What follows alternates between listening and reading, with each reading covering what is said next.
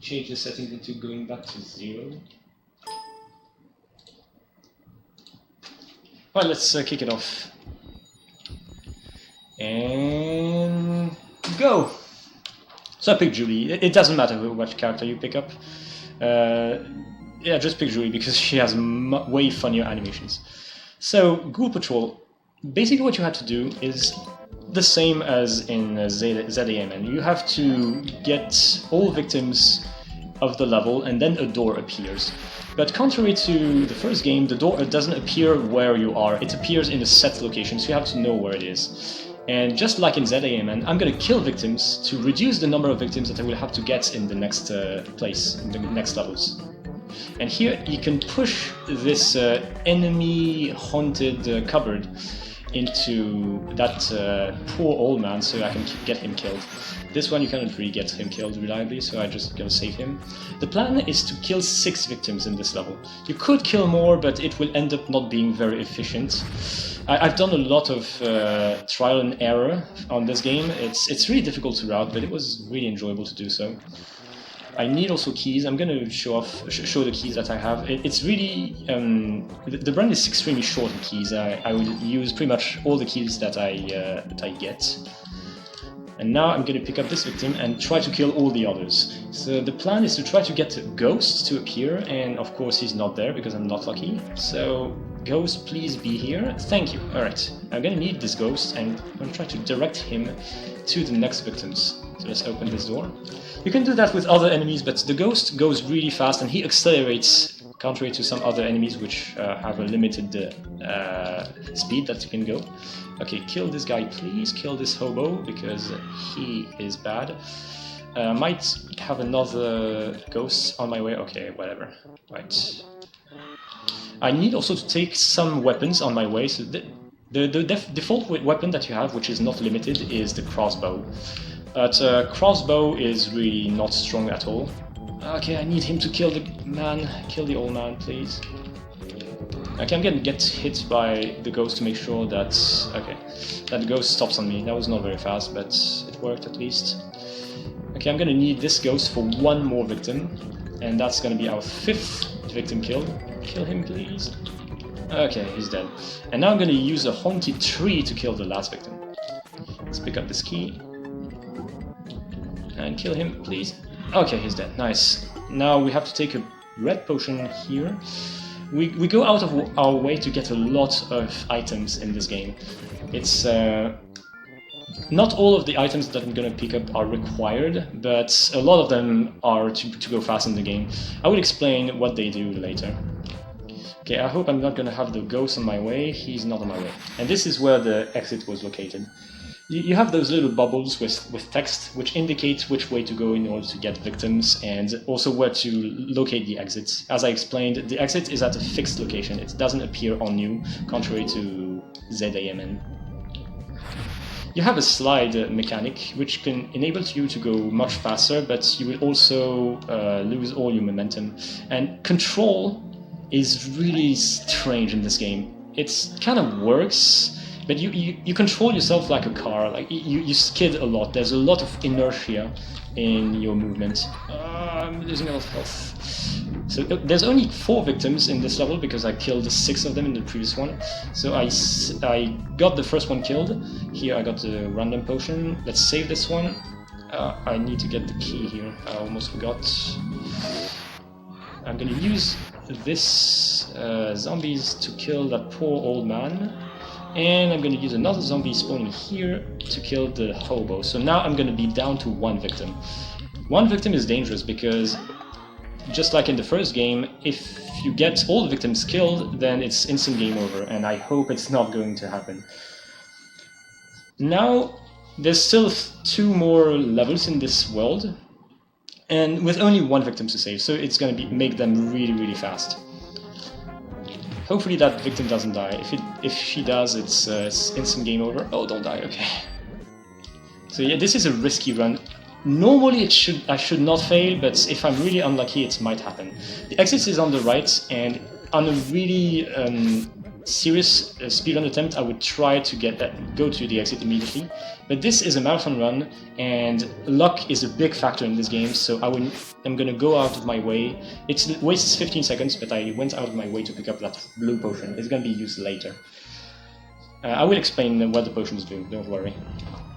They have pretty much the same effects as in the first game. It looks a bit different, but it works more or less the same way. 2 keys, 3 keys, and in this game, here I can fall off, so I'm going to try to not fall off. You need keys to open windows, so welcome to video game logic. And I got a machine gun, so that's going to be my next weapon. If I'm lucky, I won't need to kill anything here, but it depends, because I can have guys on my way. There's only one victim to save, and he's here. Let's make sure I can save the victim before he gets killed. There's not a lot of enemies appearing here. I'm pretty lucky. Oh, nice. I'll get the key and get the other machine gun. And we're on to the boss. So this boss, I'm not going to use any potions. I'm just going to kill him with weapons. So I took a mortar gun in the first level, so that's going to be my first usage, 50. Let's consume everything on him. And now let's use machine gun for the rest of the fight. That should be sufficient to kill him efficiently. Yeah, I could kill him with the red potion, which turns me into the Grim Reaper.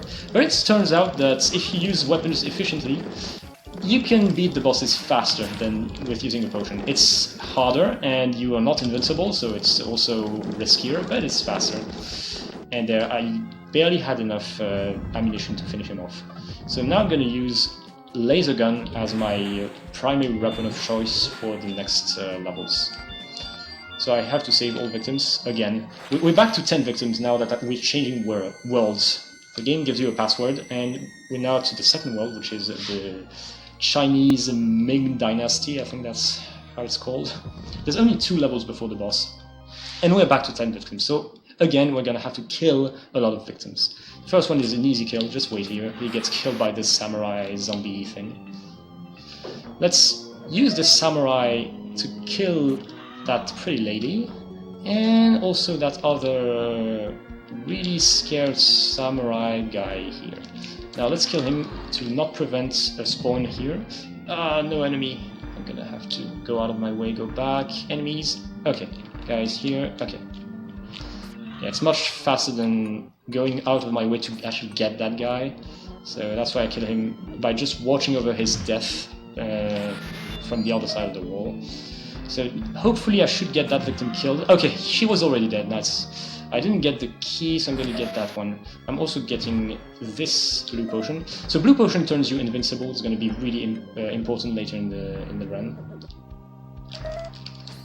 I could use that guy to kill this victim, but it's not very efficient.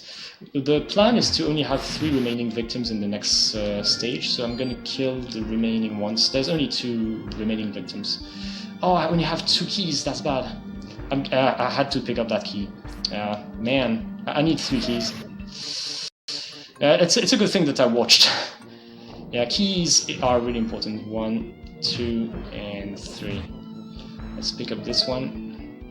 Yeah, stupid keys. I haven't really properly routed the keys. I have really well routed guns and potions, but keys not so much. I have a rough idea of where I need keys, but it's not super set in stone. And it also depends. Sometimes you can get victims killed easily.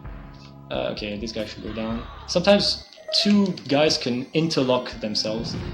It kind of sucks. Let's kill this guy and slide into the exit.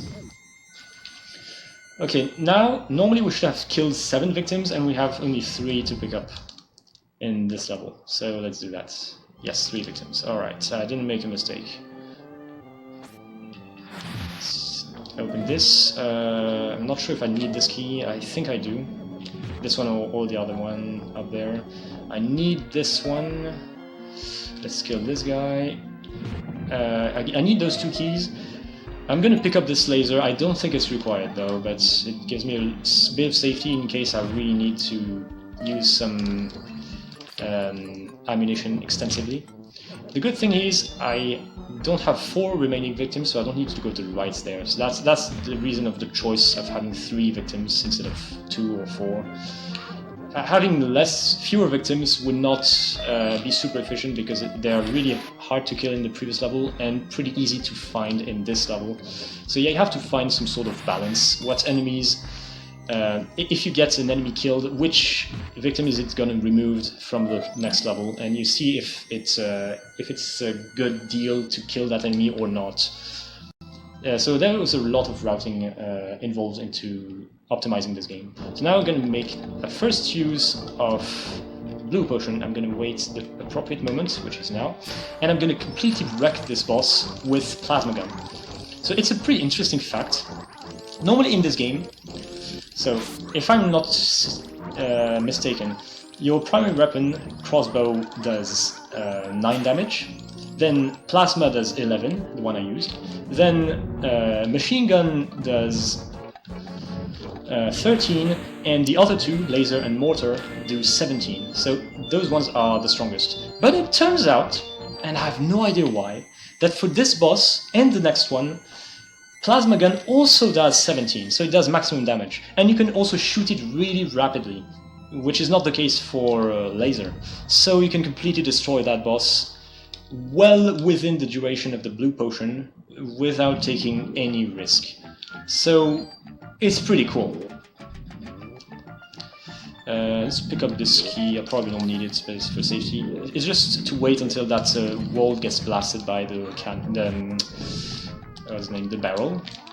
Sometimes you're really lucky and you can have a zombie kill that man, but it happens very rarely. If it happens, it's super lucky. So I'm just gonna pick him up. Okay, here the guy on the bridge gets killed by this barrel, so I don't even have to watch over it. Let's go through this. So there I turned into the Grim Reaper by using a red potion, by the way. I'm gonna need zombie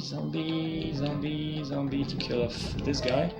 The plan in this level is to get 4 victims, to get 6 victims killed. I want to go back to go down to 4 victims. So I'm going to kill the last guy here by luring the ghost over to him. Okay, now the effect is over. Just gonna watch over my keys, and I shouldn't need to kill any other victims. So those guys, I'm gonna just save them. Oh yeah, that's the last 2 which I'm gonna kill, but it's much more efficient to kill the last 2 than these 2, because luring an enemy into the houses can be really tricky because of corners. It turns out that zombies really hate corners. It doesn't really work out for them. Oh, okay, don't get hit too much. Ah, corners! Yeah, I told you. They really hate corners. So when you have to lure a zombie into any door or anything, it's always a mess. Alright, so now I have 6 victims killed, so we're back to 4 victims. The first one is just gonna be in front of me, so I will save him easily. And kill the other 3. 8 keys, that should be fine because I'm gonna find 2 more keys in the corner later. Okay, dodge this guy. Okay, I want to go here. Yeah, swimming in this game is really slow, and there's going to be a lot of water in the next 2 levels. That's why I will use red potions in order to not have to swim. It's going to save a lot of time. There's a slightly faster route through this level, but it's not as efficient and it's much riskier. And I have to give up on one of those plasma guns that I took, so it probably doesn't end up being really that much faster at all. I need somebody to kill this guy, and you can go behind him. This is something that I only found out really recently. It really helps with luring the zombies over to him. Oh, I have to switch to red potions because I'm going to use red potions in the next 2 levels. There we go. Red potions. So now we're down to 1 victim again.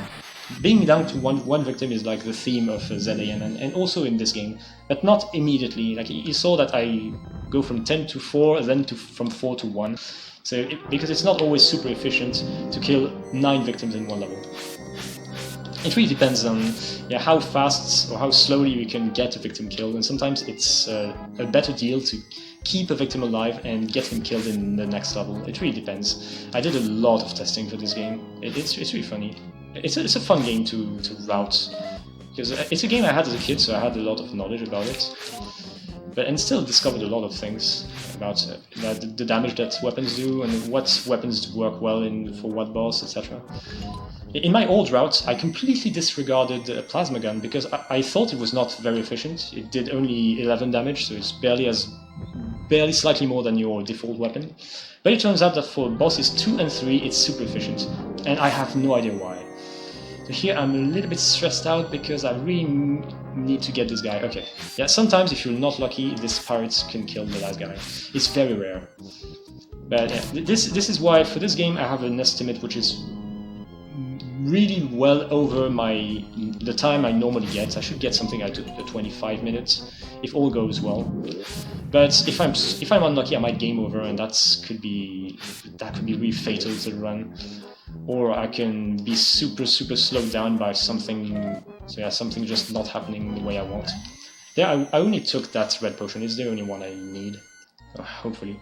Okay, now we're on to the third boss, and yeah, just like the previous boss, I need a plasma gun, and I'm also going to use a blue potion. But this guy has a lot of HP, so I'm not going to use the blue potion right now. I'm going to use it at some point, and that's going to be hopefully just enough to finish the boss off without having to take too much damage. He's going to attack once with his hook, then go on to me, and now I'm going to use the potion. Now he's inside me, so I just remain here and mash the button like crazy. So it does 17 damage per hit, and it hits really rapidly because this weapon shoots very fast. And the boss, I think, has 4095 HP or something like that. Yeah, you saw that the ammunition I had was barely enough to finish him. So yeah, it's pretty well routed. I like the way it works out. Yeah, that was not a very good repetition of the victims. The 10 victims appear completely randomly after you beat a boss. So sometimes you get a good line of victims and you can collect them quickly, and sometimes it doesn't happen that way. Right, 4-1 is where everything happens. We need to kill 9 victims here. It's the only level where we'll do so. So first victim killed. And I will not do the worker strat. It's too risky because it relies on a certain enemy appearing, which does not happen all the time. And if it doesn't happen, then it's basically run over. So I would do a slower strat, which should have a better chance of working. Okay, this guy got killed. That was lucky. Okay, I need an eye to kill this guy. It can take a while. Okay, he died. Alright. That was not too unlucky, but my PB was much luckier. My PB, I think I barely even needed to go into the houses. The victim got killed really quickly. Dang, I'm completely failing this because this game doesn't control very well, and I'm pretty bad. Okay, what I would do in real attempts would be to go to the left and only do this victim last. But I'm going to do it now because it's much more reliable. I'm low on health, but there's going to be health pickups later, so I will rely on that. But if I die, it's okay. I will respawn. I still have lives, so it shouldn't be a big deal. I'm going to use this armor to kill that armored guy. So now everybody's dead. I will only save one victim. It's going to be the king, which is the last victim. There's a Grim Reaper. It's pretty funny because Grim Reapers, you can turn into them, but they also act as enemies. I need an armor, where are you? Armor? Ah, armor guy is not there. I need armor guy. Armor guy. Armor guy. Or whatever, whoever. Okay, there's another guy here. Man, that's really not lucky. Yeah, as I said, this level is where everything has to happen right. If you don't get the correct enemies to spawn, then you can lose an immense amount of time. You can be on working pace and then lose like a minute here just because the enemies decided to be lazy. And there's really nothing you can do.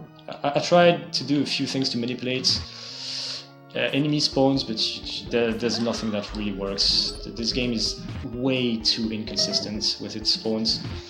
I'm not even sure exactly how it works. There's those skulls that sometimes also can kill the lady that I just got killed, but they have to happen to appear in a certain place and go in a certain angle, which you cannot control. There's way too many random things about this game.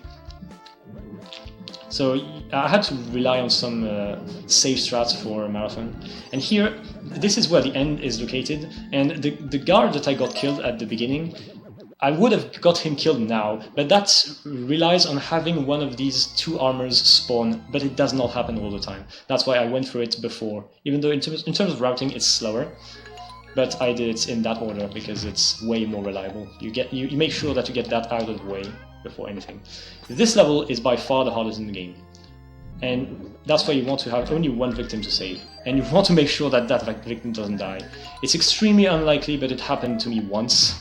And I hope it's never gonna happen to me again, because it's a really painful game over if it happens. So that level was super hard, and you really want to have only 1 victim, because if you have 2, then the second victim is all the way to the top left, and you have to go to a completely different region of the level, which would lose more than a minute, and it's super hard to do. So it would suck. And this boss is stupid. Just watch this. Just watch. Stun locked. So if you move at the correct location, you can completely lock this boss. What he's supposed to do normally is he will just wiggle on the top and then charge at you. He will charge all the way down. But if you stand in this location, he will just not charge at you, he will stay there. And also this boss is pretty difficult in casual play because his shields blocks your hits. So he's difficult to hit and he's moving all the time, except if you do this, he just doesn't move. So my previous route used a blue potion on him to be invincible, which prevents damage from this fire. But with my new route, I just take the damage, and I rely on healing items to heal myself.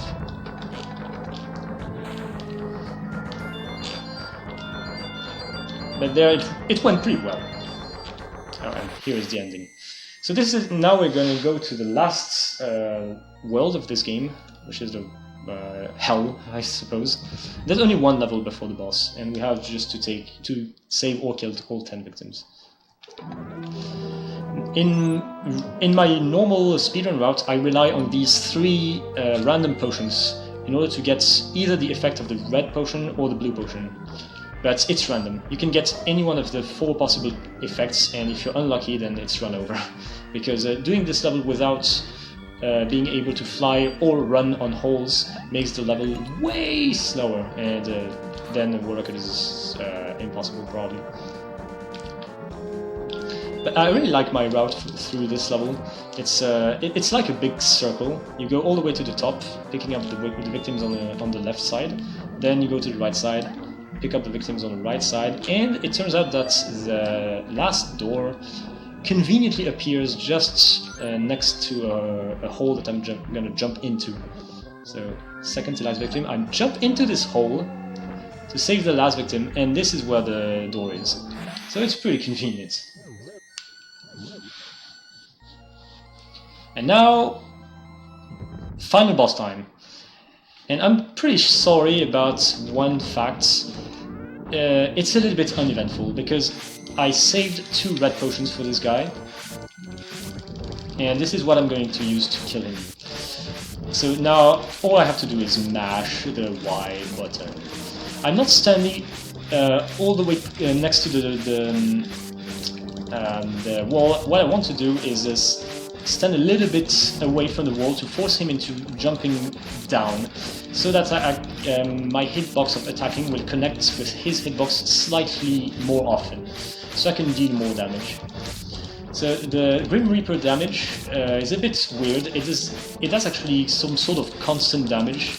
Like every time my attack connects with an enemy, he gets I think he gets 8 damage per a certain amount of frames. I'm not sure exactly how it works.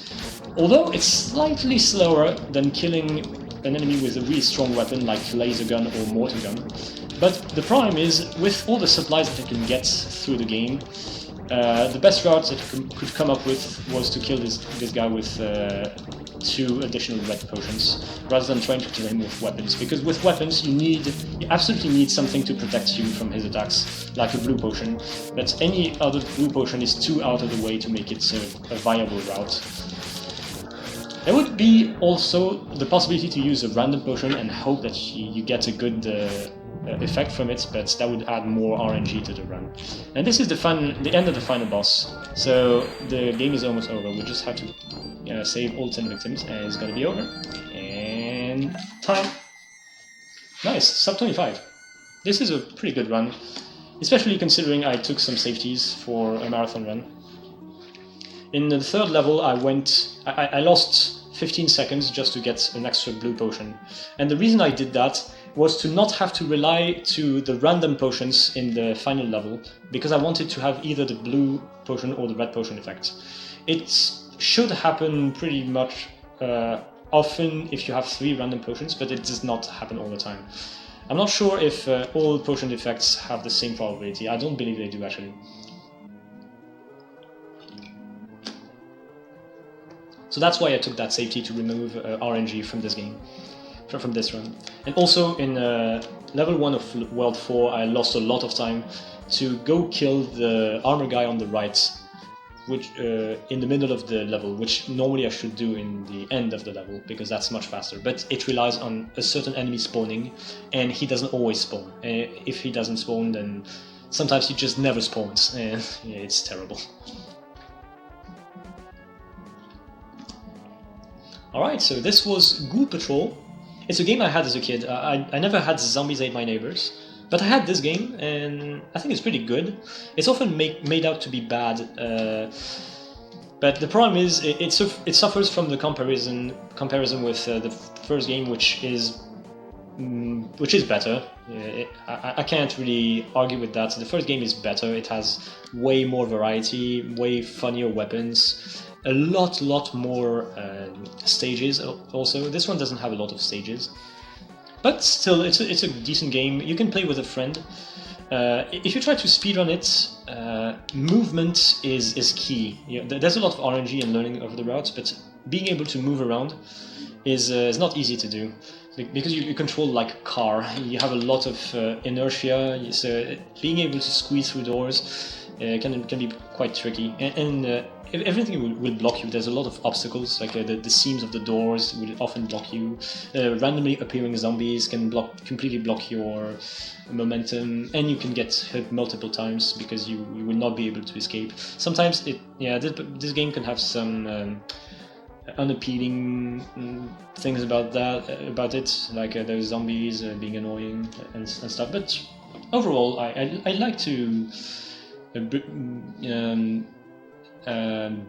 bring this game into the light of this marathon. It's nice that I got to show it off, so maybe I can maybe some of you will be curious enough to try it out.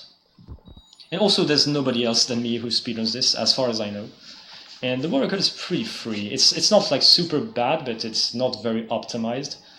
It's okay. Well, it does successfully the lucky route that I mentioned, but it's definitely beatable. And maybe we can make the route even more aggressive. We can definitely do that. Depends on how much RNG you want to be in your run.